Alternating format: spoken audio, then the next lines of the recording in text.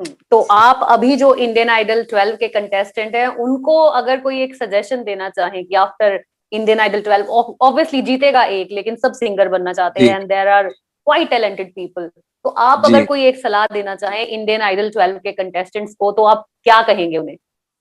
देखिए, आज का टाइम बहुत ही अलग है।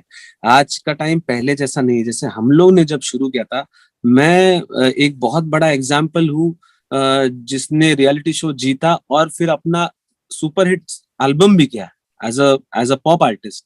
मेरे दो जी। बड़े एल्बम्स हैं आज तक के, मतलब इतने बड़े एल्बम शायद ही किसी किसी रियलिटी शो के विनर ने या किए भी होंगे। One of the biggest album from for Soni है। राइट। तो वहाँ वो, और उसके बाद जो था वो पॉप म्यूजिक का भी एक डाउनफॉल रहा, ये 7-8 साल, 10 साल, 11-15 साल। इसलिए हम लोग को ज्यादा एल्बम करने मिला नहीं। बट अब जो है वो वापस सोशल मीडिया की वजह से, यूट्यूब, ये सब की वजह से आ रहा है, कल्चर आया है। जितना टाइम ये सारे सिंगर्स आज इंडिविजुअल म्यूजिक को देंगे, अपने नॉन फिल्म म्यूजिक को देंगे और ज्यादा म्यूजिक बाहर कर लाएंगे, उतना ज्यादा वो और ज्यादा बड़े बन सकते हैं और ज्यादा निखर सकते हैं।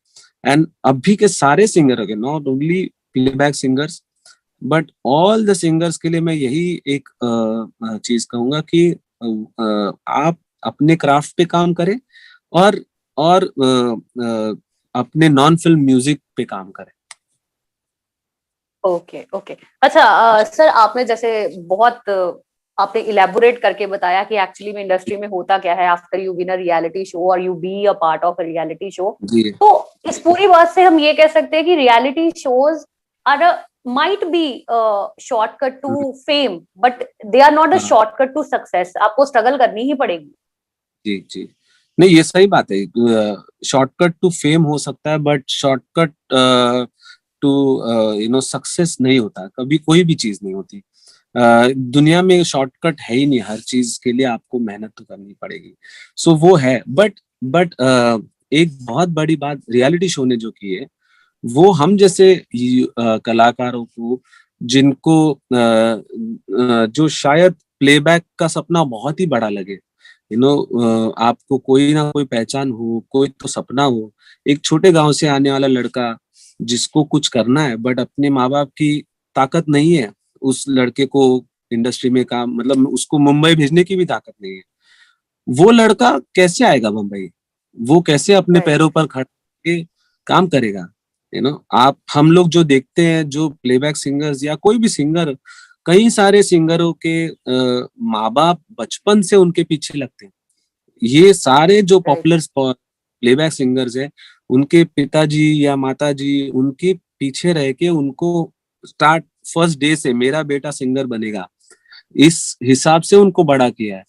बट जो लोगों के पीछे कुछ कोई नहीं है, अब जैसे मैं अपनी बात कहूँ तो मेरे मॉम डैड को कोई नॉलेज नहीं था म्यूजिक के बारे में। मेरे मेरे अंकल जो थे वो एक स्टेज आर्टिस्ट है बॉम्बे में। तो मेरे लिए कोई जी। इंडस्ट्री में पैर रखना ये बहुत ही बड़ा बहुत ही बड़ी चीज थी। अब हम लोग के जैसे लड़के कैसे आएंगे इंडस्ट्री में और काम करेंगे? हम्म। और या फिर आप मान लीजिए, अगर एक एक म्यूजिक अपना प्रोफेशन चुन के अगर महीने का 2-3 लाख रुपए भी कमाना है तो वो कैसे कर पाएंगे? करने के लिए पॉसिबिलिटीज ही बहुत कम है। ये एक जी। अपॉर्चुनिटी है। Reality show is your opportunity. एक प्लेटफॉर्म है। एक आर्टिस्ट को सबसे पहला दुनिया में अगर कोई चीज चाहिए होता है तो वो प्लेटफॉर्म है, ना कि फेम और सक्सेस और एनी अदर, मतलब ये सब चीजें। हम कोई भी सिंगर, कोई भी म्यूजिशियन, कोई भी आदमी इसीलिए ही रियलिटी शो या कोई अदर यहाँ पे जाता है क्योंकि उसे प्लेटफॉर्म मिलना चाहिए। जब रियलिटी शो नहीं होता था, मैं अपनी बात ही वापस कहूँ बताऊंगा, हम लोग दूर दूर कहीं पे जाते थे क्योंकि वहां कंपटीशन होगी। कहीं हम्म। मतलब मैं रहता था माहिम में, तो मैं जाता था मुलुंड या ऐसे, और वो भी क्या होते थे कि पंडाल है, कोई गणेशोत्सव का कोई कंपटीशन, म्यूजिक कंपटीशन हो रही है, या कोई फेमस 3-4 कंपटीशन होते थे, उसी में हम लोग भी सभी वही लोग जाते थे। तो इट्स नॉट जी। इम्पोर्टेंट कि रियलिटी शो अच्छा है या बुरा है, बट इट्स वेरी इंपॉर्टेंट कि आप जाओ, आपको तब पता चलेगा कि आप कहाँ स्टैंड करते हो।